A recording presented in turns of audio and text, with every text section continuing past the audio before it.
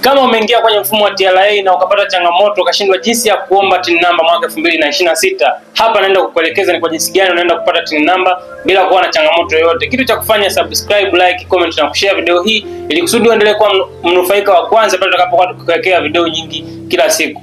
Kwenye mifumo ya TRA mwaka 2026 imefanywa maboresho, na moja kati ya eneo ambalo limefanywa maboresho ni katika eneo zima la jinsi ya kufanya application ya TIN number online. Kwa sasa kuna sura tofauti na kwa watu ambao walikuwa wanafanya application ya TIN number kwa miaka nyuma kidogo. Ukiangalia kuna tofauti kidogo kwa mwaka huu. Kwanza unapoingia tu pale kwenye interface ya TRA utakutana na kitu tofauti na kile kilichokuwepo kwenye system kwa miaka mingi hapo nyuma. Sasa naenda kukufundisha ni kwa jinsi gani utatumia mfumo huu wa TRA mwaka 2026 bila kuwa na changamoto yoyote kwa kutumia simu yako ya mkononi au kompyuta.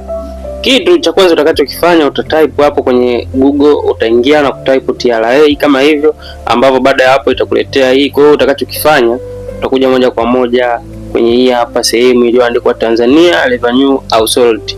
Kwa hiyo ukishafika kwenye eneo hili, utakuja uchague hiki kitufe ambacho kitakusaidia sasa wewe kuendelea na nini na maombi yako ya TIN number mpya. Kwa hiyo utagusa hapa.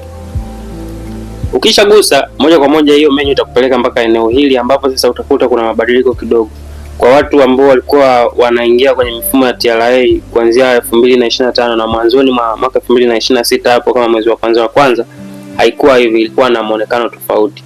Sasa ukishafika eneo hili, kama wewe ndio unatafuta TIN number, utakuja sehemu ya kwanza kabisa, utakuja huku chini ambako imeandikwa, wamekuandikia kwamba ni electronic services. Kwa hiyo hizi ni huduma za kidijitali ambazo zinakuwa zinatolewa na TRA. Kwa hiyo wewe kama unatafuta TIN number mpya, utakuja ili eneo huku chini kwenye haya maeneo ya huku chini haya, na utachagua kwenye haya maeneo ya huku chini haya.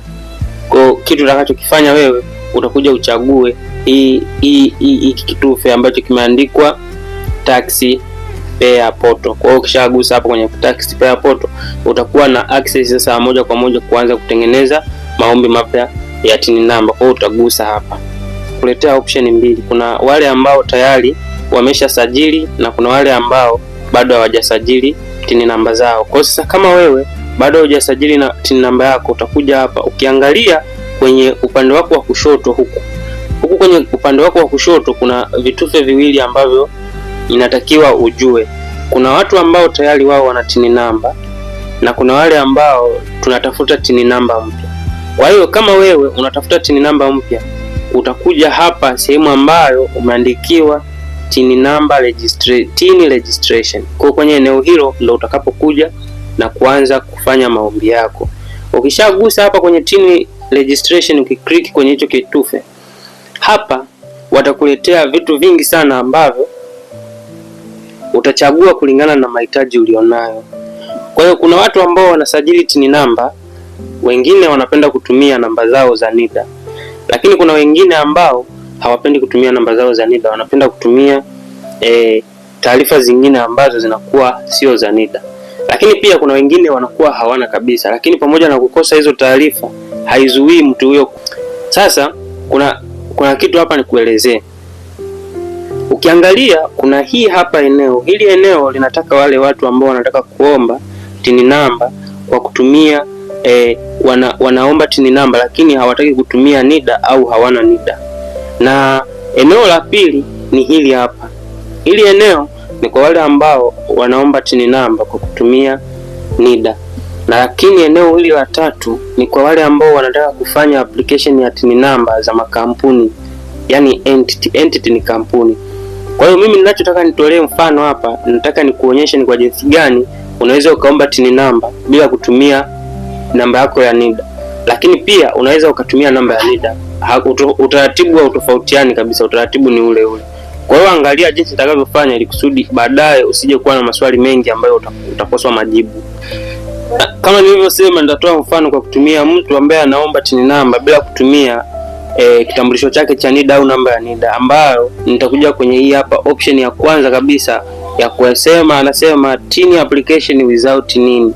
Kwa hiyo ndio nitakayotumia kama mfano, lakini kwa mtu ambaye anatumia NIDA utaratibu ni ule ule, haina utofauti tu. Tofauti ni kwamba huyu atatumia taarifa za NIDA na huyu atatumia taarifa ambazo atazijaza yeye mwenyewe moja kwa moja.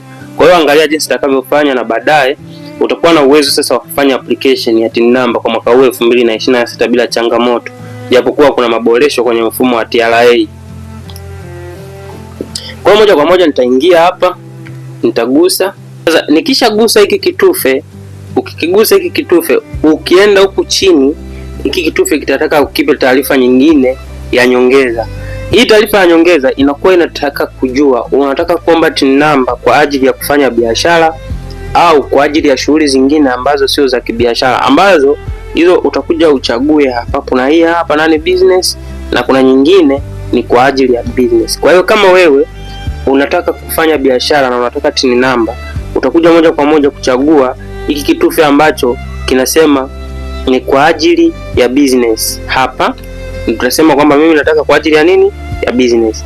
Lakini kama hutaki kwa ajili ya business, utakuja uchague hapa kwenye non business. Kwa mfano, kuna mtu anataka TIN number kwa ajili ya udereva, lakini kuna mwingine anataka TIN number kwa ajili ya ajira. Kwa hao wote wanakuwa wanachagua sehemu ya non business.